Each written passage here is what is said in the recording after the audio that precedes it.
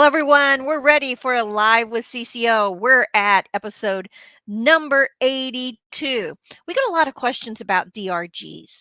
Now, DRGs are used in the inpatient setting, not the outpatient setting. And so it is not an area in billing and coding that everybody uses, inpatient versus outpatient. I would have to say predominantly the most coders are outpatient coders, profi coders, and specialties and things. There is definitely a large group of inpatient coders, but this is kind of specialized in and of itself. And you usually don't start working in inpatient coding until you've been coding for a while. It's a lot more money. It's a lot more procedures. It is a lot more information that you have to be able to navigate. Therefore, terms like DRGs may not be familiar to you if you have not worked in an inpatient setting or considered getting one of the AHIMA credentials, the CCS or the CIC, then you, again, may not be familiar with DRGs. However, it is important that you understand DRGs because it relates to coding. It is not actually the same categories that we use in our coding for outpatient coding. Uh, I'll have to explain it a little bit more, but there is their own. It's not that it's their own codes. We use the ICD10 CM codes to get the DRGs, but the DRGs are lumped into categories. So let's say, for example, you work in risk adjustment and you know an HCC carries a value. And that's the same thing a DRG does. It carries a value. So think of, if you're in risk adjustment, think of a DRG as like an HCC. And in fact, HCCs kind of morphed off of DRGs or that concept. So let's talk about DRGs and how it relates to coding to get a better understanding of what they are. We kind of have to go back in, understand why they were created and get a little history about them. They were created to standardize payment. And ultimately, what was happening is the Medicare, for example, was paying out large amounts of money and they weren't able to really itemize or say, for example, a patient that had had a heart attack goes into the hospital, stays in the hospital for a week, and then's discharged out, patient A and patient B. How come it cost more for patient A than it costs for patient B? If they were the same gender, they were approximately the same age, why is there's this discrepancy? Well, for one, it could be regional where the patient lives. If you live in New York, then it's going to cost more to treat you at that hospital than it would cost you in the rurals of the Ozarks of Missouri, where I live right now. Again, cost of living, period, is different there. Uh, Another reason that DRGs were created was they wanted uh, the hospitals to be incentivized to not use up all their resources if they weren't necessary.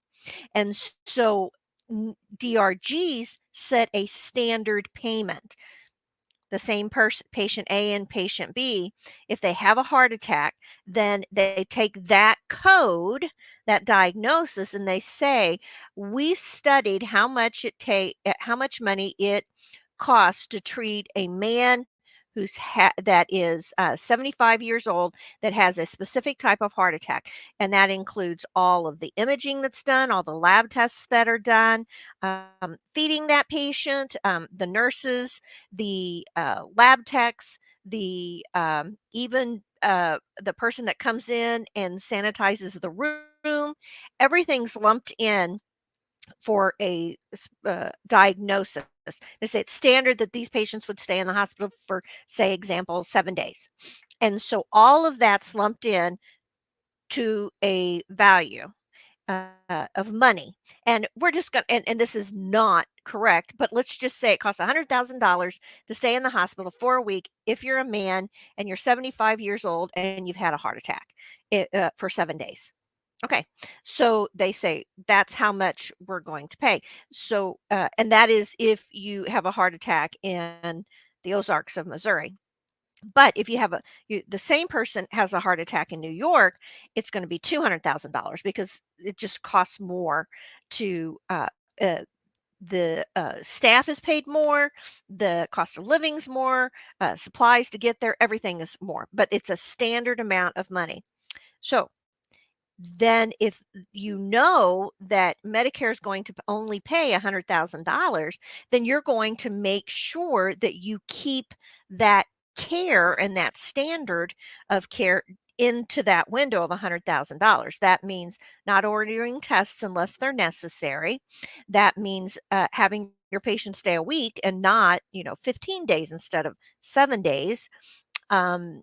Certain diagnostic tests will be done and others won't be done if they're not necessary.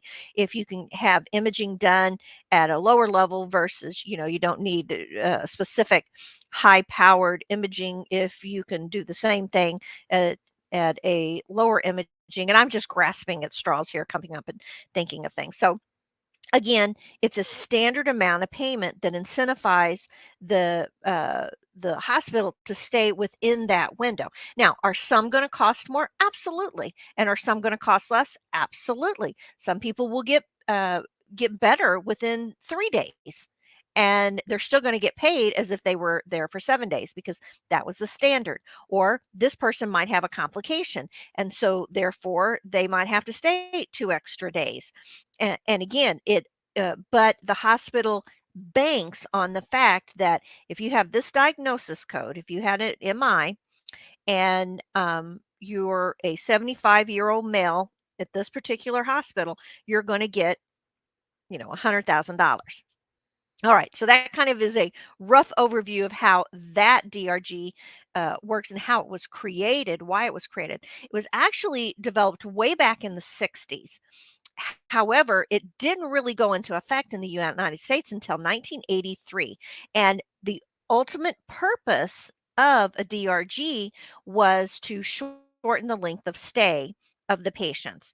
Why make them go home when you can keep billing out the insurance company for them to stay?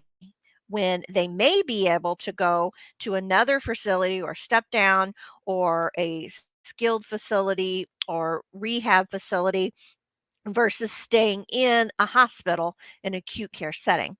Uh, After a while, it just worked out so well. So, therefore, it was the standard of payment for all carriers. Now, predominantly DRGs, we think of Medicare and MA plans. However, commercial insurances use them as well. They may tweak their methodologies behind them. And the thought process not only does it hopefully shorten the length of stay for patients, but it also promotes quality of care. And I'll tell you why in just a moment. They end up like right now, I believe we have 495 classifications. If you're in risk adjustment, think of that as categories, just like we would do in risk adjustment for HCCs. So all of your infarctions, myocardial infarctions would be lumped into one category, et cetera, et cetera. And I've got an example I'm going to show you here in just a moment that'll hopefully help you understand that. The implementation back in the 90s, what they did was they started auditing the DRGs. Of course, whenever you're dealing with the largest payer in the United States, Medicare, you're going to have fraud and abuse. And therefore, you have to have auditors come in and track and make sure that nobody's trying to game the system or that that unlawful fraud and abuse is happening. And sometimes that happens out of ignorance. Sometimes it happens out of laziness, just not staying on top of the documentation or the rules and regulations that are applied, and sometimes it's outright fraud and abuse of the system. And so what they found was that there's once DRGs really got to rolling back in the 90s, there was a decrease in admissions and an increase in outpatient services, which makes sense. Why would you go in and have your gallbladder removed with a standard cholecystectomy in the inpatient setting when you can just schedule it and have it done in outpatient services? Why would you have a colonoscopy in the hospital inpatient when you could just have it outpatient services? See, so not only does it cost less, but you can even through outpatient services, you can get more patients through the system in a day than you could if you were using all of the resources that a hospital needs to use for an inpatient. So inpatient becomes more of an acute setting versus standardized care. Knee replacements and stuff like that, they do those all on outpatient. But back in the 90s, you had to be admitted into the hospital for those stays. And so the outpatient services, the bed capacity or the occupancy rates per capita and hospital bed supply declined steadily. Now, there was fraud and abuse, and I thought this was really interesting because you may or may not have heard of DRG creep, but what it is that the system itself, they had uh, the bad guys that are trying to do fraud and abuse were encouraged to falsify the diagnoses and increase severity. And therefore, when that happened, they called it DRG creep or creeping the DRG system. So I thought that was kind of interesting too. All right. What do you need to determine, or how do they determine the DRG? They take clinically similar diagnoses. So, let's go back to the MI, a myocardial infarction. Now, there are multiple types of infarctions, myocardial infarctions, because you can have an infarction on the front of the heart, the back of the heart, and different areas of the heart, anterior wall, interior, blah, blah, blah, blah. So, all of those can be defined within the diagnosis code set, which is brilliant, right? We need that for statistical purposes. But they're all myocardial infarctions, and the care for them will predominantly be the same. So they're lumped together in a category together. And that's where we come up with that like 495 little areas of groupings. And then Medicare looks at that and says, okay, we're going to take the diagnoses, we're going to take the age of the patient, we're going to take whether they're male or female, and the outcome of their discharge status. Where are they going to go? Are they being discharged at home? Are they being discharged to a skilled facility? Or are they being discharged to a rehab center?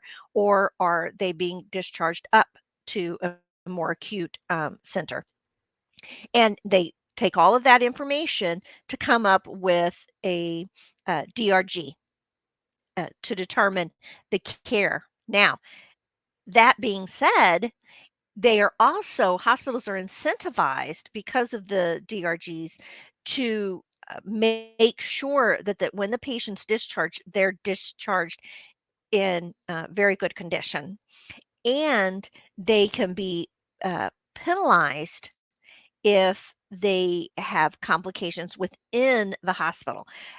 I don't know, maybe you are familiar with things like sepsis status or the quality measures that are tracked in a hospital.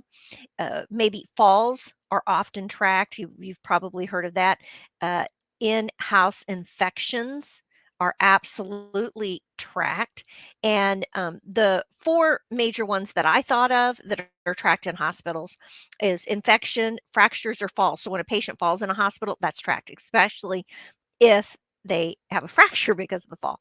Pressure ulcers that develop in the hall, in-house. So again, these are conditions that happen while the patient is in-house after they're admitted. And air embolisms, that's another one. So to incentivize for positive outcomes, then when none of these things happen, then you get the highest allowable payment um, for that patient's inpatient stay. So again, statistics are all tracked. How many infections happened after the patients at your hospital occurred at, after a patient was admitted. And now these infections are like UTI infections from catheters, from IVs, from caths, all different types of things. How many times did a patient fall after they were admitted? How many times did, and that's why how all these protocols are put into place. If a patient fell while they were in the hospital and they had a fracture, they track that.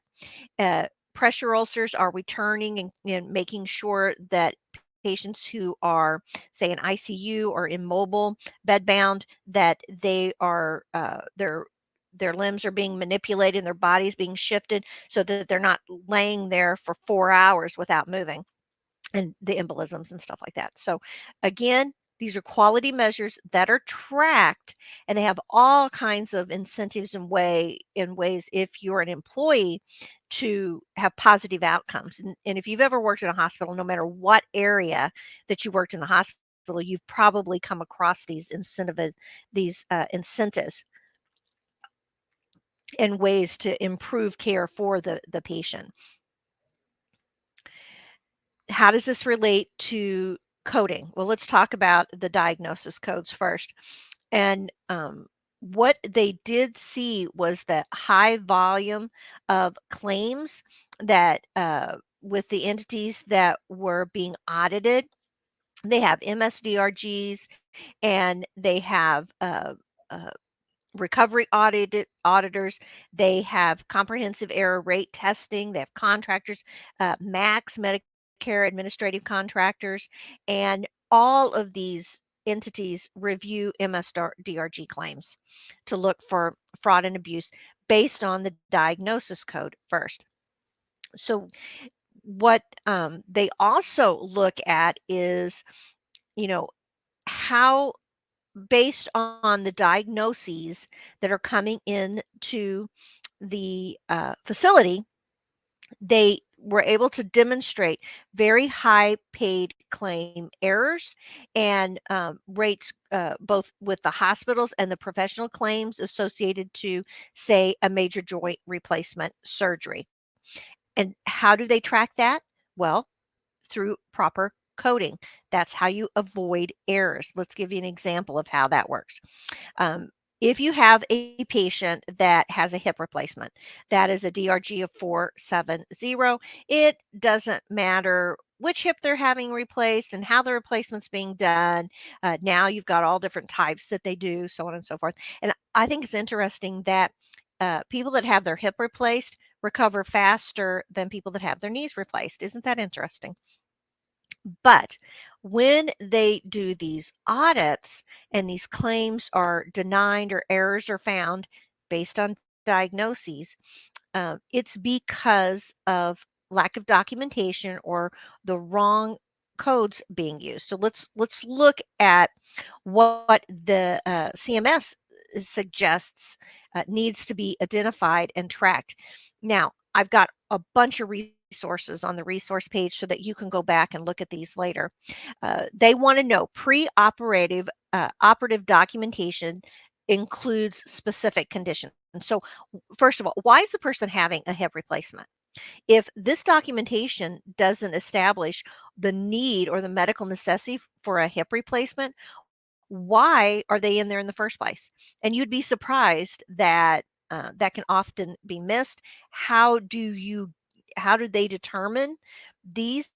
Is they're based off the ICD-10 codes. So as I'm looking at these, some of these codes may pop in your head if you're familiar with the ICD as much as I am. Osteoarthritis. Okay, it's one thing to have osteoarthritis, but do they have mild, moderate, or severe? The code set allows for that, right? Inflammatory arthritis, like rheumatoid arthritis or psoriatic um, arthritis, That is different. Rheumatoid arthritis is different than osteoarthritis, which was documented. Was it documented properly? And, you don't want uh, uh, rheumatoid arthritis being the code that is dropped for that claim when in actuality the person has severe osteoarthritis. Failure of previous ostomy, malignancy of distal femur or any of these joints, failure for a knee replacement, a vascular necrosis of the knee, and malignancy of pelvis or proximal femur, the hip area. Let's see, more necrosises and fractures, non-union, malunion from a previous hip surgery, or osteonecrosis. So these are all diagnoses that if a patient was going in to have a hip replacement, if they had some of these, it would absolutely influence the DRG and show medical necessity. If it is not documented correctly or not coded to the highest specificity, that's going to be a problem. So now you're starting to see the relationship from the diagnosis code to the DRGs. Let's also look at other areas that they said needed to be documented when audits are being done to show that level of severity of the patient's hip. So they want to know, was the description of the pain explained in the exam? Was the limitations of the ADLs put in the documentation? Was there safety issues, contraindications to non-surgical treatments? Why hasn't the patient had therapy or done X, Y, and Z?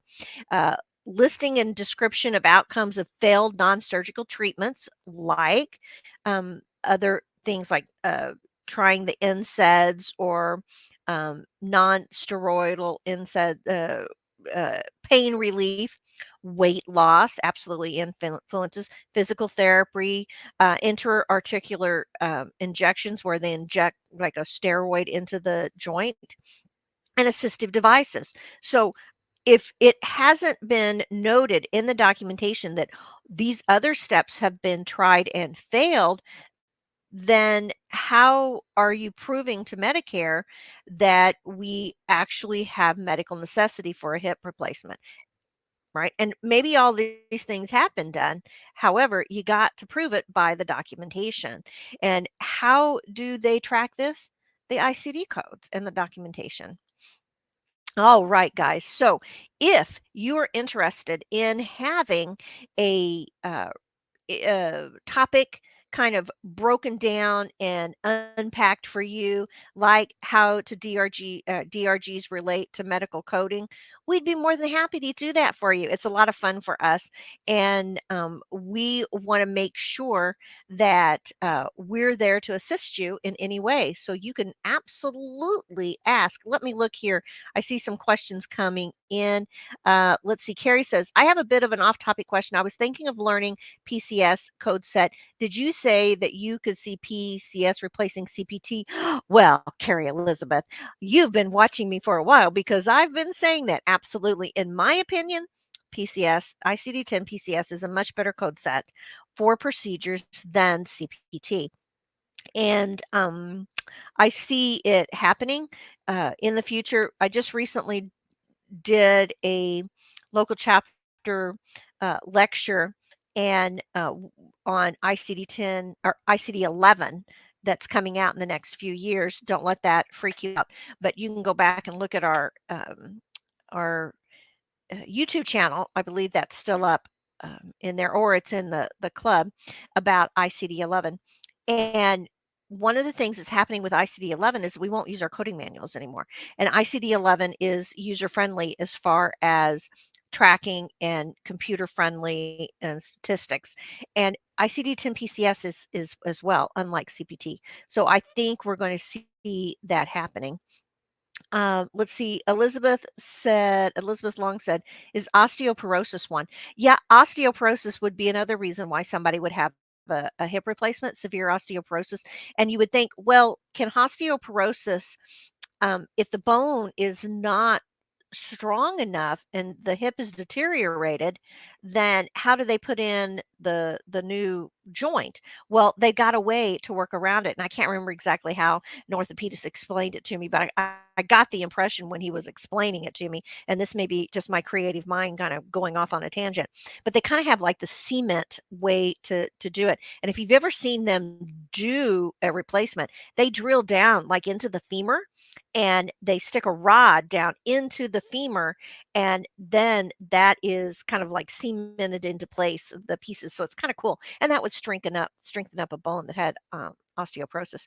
Would DRGs be considered as HCC groupings? No, actually they're not. Uh, I don't want to say your name, Marchand. I think I may have not, Mr. Martin. I don't want to mess up your name. Well, okay. First of all, I see that you're a CRC. We love risk adjustment. Actually, what happened was DRGs work so well for budgeting. That's kind of the way risk adjustment happened. And so it's very similar to DRGs, but they are not the same grouping. Did they look at did when they set up risk adjustment, did for CMS, did they look, oh, and HHS, at the DRGs and how it was set up? Absolutely, they did. Did they mirror it somewhat? Yes, absolutely. DRGs are set up for budgeting, and so are HCCs.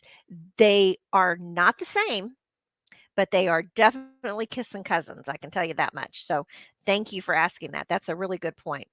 Let's see. How can we find a lecture from you? Oh, well, do you mean, on YouTube? You can find us very easily. Jesus can put up the link for our YouTube channel.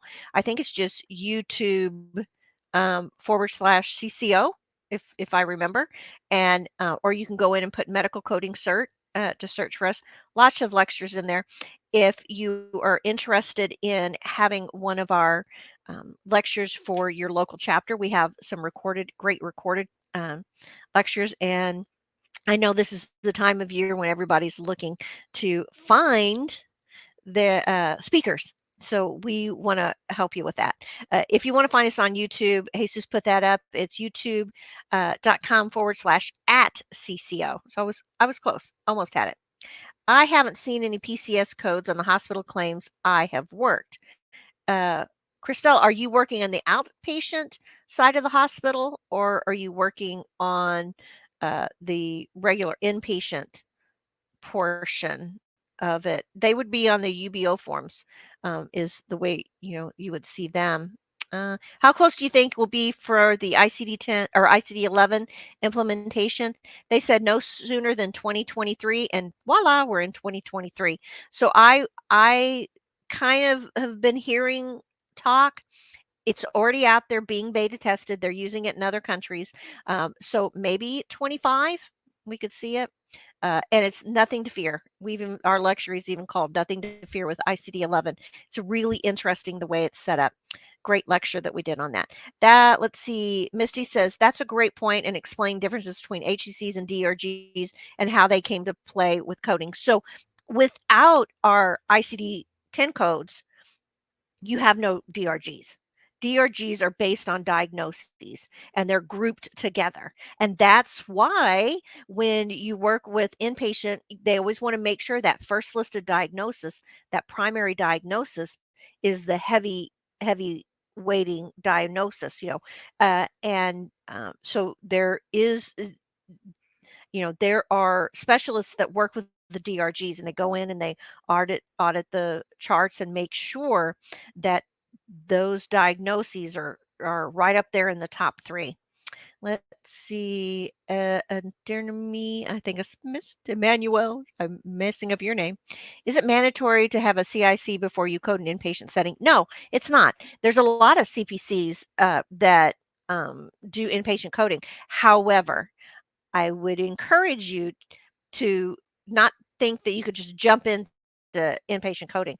You have to have experience. You've got to be pretty savvy. I mean, I wouldn't hire you to deal with that kind of money and those possible errors based on lack of knowledge and experience without, you know, vetting you a little bit first. So in the past, we used to say, before you tip into the world of inpatient, you need to have a real good 5 years in outpatient, at least if that's where you started.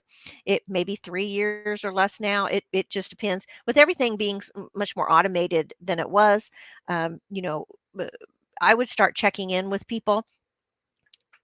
But no, you do not have to have a CIC. They encourage you to be a CCS or a CIC, but in the past there was lots of CPCs. If you can do the work, they just care that you're certified. Now they may not interview unless you've got experience though. Good question though. Let's see, Misty. Let's see, Mon. Can you take us from A to Z on the inpatient case from a record, or can you share where you can find an example on YouTube? Thanks.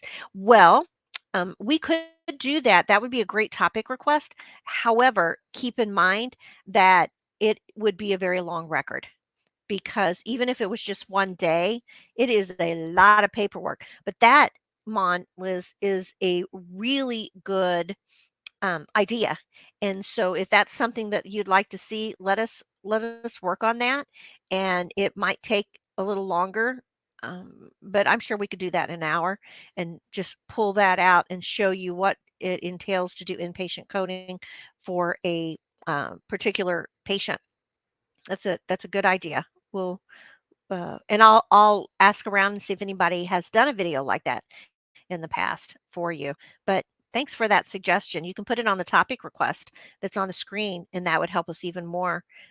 Let's see. What's the difference in DRGs with or without MCCs? Jennifer, I don't know that I could tell you right off the top of my head. Let me get back with you on that. Let's see. Uh, I don't know. I can't think of any examples.